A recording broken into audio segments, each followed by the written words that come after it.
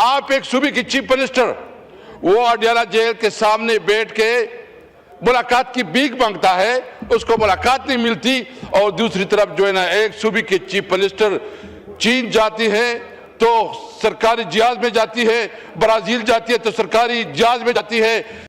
آج ایک بہت اہم موضوع پہ ڈسکشن ہو رہی ہے، اور یہ جو بلوچستان میں گزشتہ دن جو واقعات ہوئے ہیں جس میں عام سویلین شہری کی شہادتیں ہوئی ہیں، جو فورسز کی شہادتیں ہوئی ہیں، ہم اس کی مذمت کرتے ہیں اور سمجھتے ہیں کہ اس قسم کی واقعات ہمارے سیکیورٹی پہ بہت بڑا ایک سوال نشان اٹھ رہا ہے۔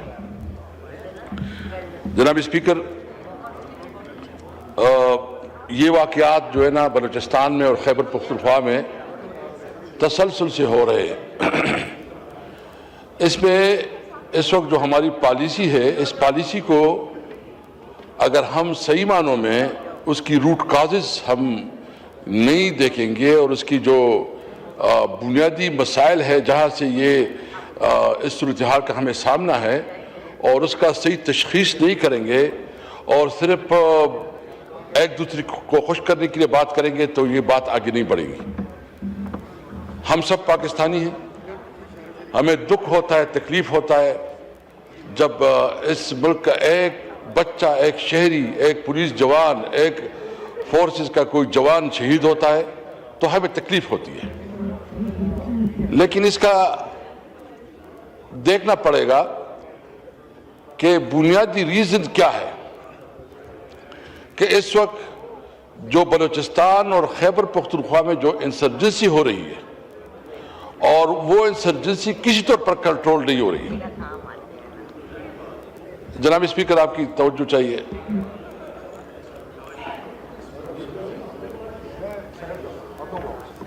ریاست ہوتی ہے ماں کی جیسی،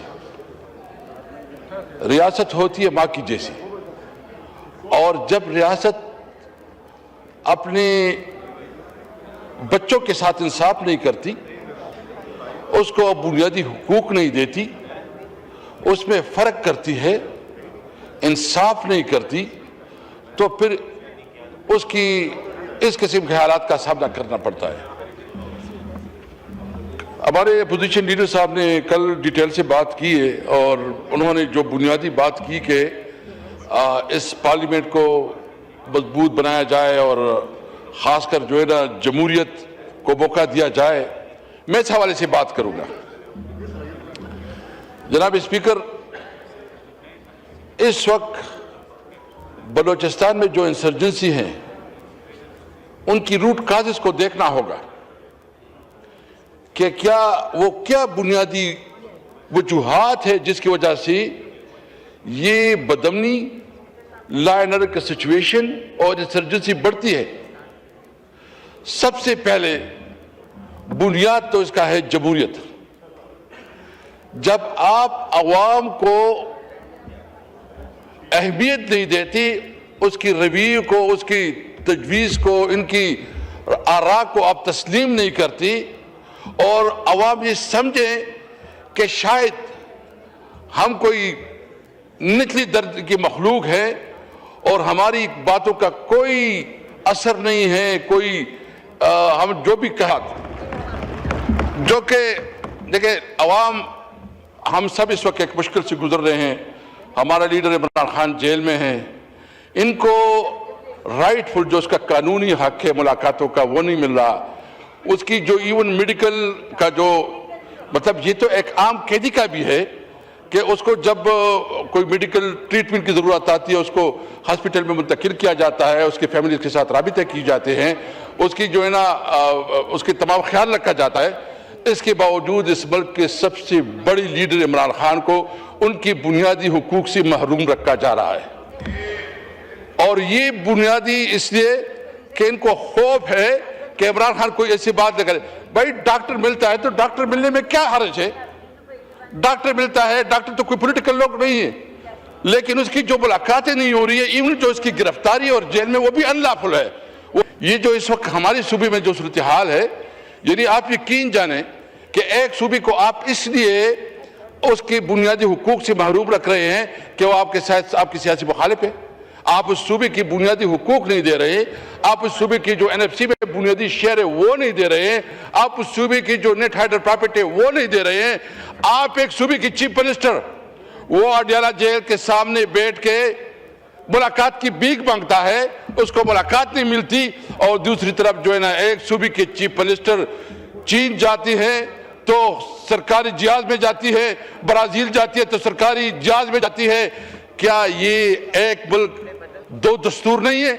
ایک ملک کا ایک صوبے کا چیف منسٹر ملاقات کے لیے, قانونی ملاقات کے لیے اس کو ملاقات نہیں ملتی, اور دوسری چیف منسٹر جہازوں میں گھوم پھر کے سرکاری مزے لے رہی ہے, اس کو فنڈ مل رہے ہیں, اور پھر کہتے ہیں کہ پنجاب بہت ترقی کر گیا.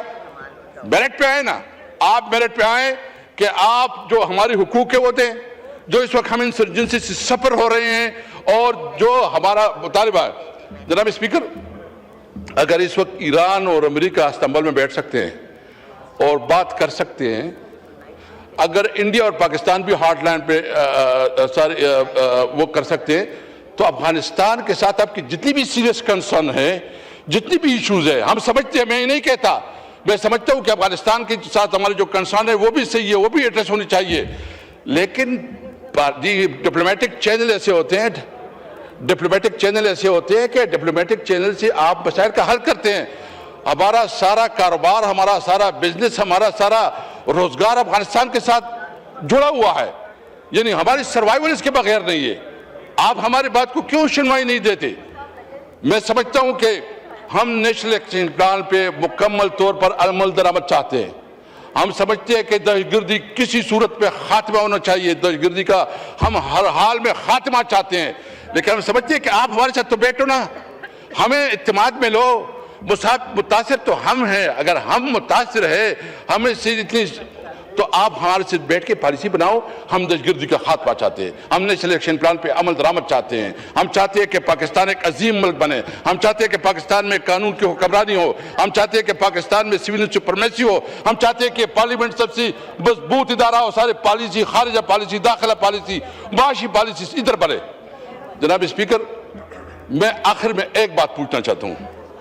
میرے خیال میں ایک صاحب بیٹھے حکومت کی, مجھے بتاؤ اتنی بڑی ٹورز ہوئی انٹرنیشنل خارجہ پالیسی کی, مجھے ایک بھی ڈیل بتائے کہ ٹریڈ ڈیل ہوئی ہو, ایک بتائیں.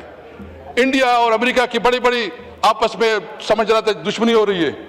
ابھی جو انہوں نے ایگریمنٹ کیا 18% اس پہ اس کا ایگریمنٹ رہا ہے, اور اس کی اور EU کے ساتھ جو انڈیا کی جو ایگریمنٹس ہو رہے ہیں, ہم تو ایسولیشن کی طرف جا رہے ہیں.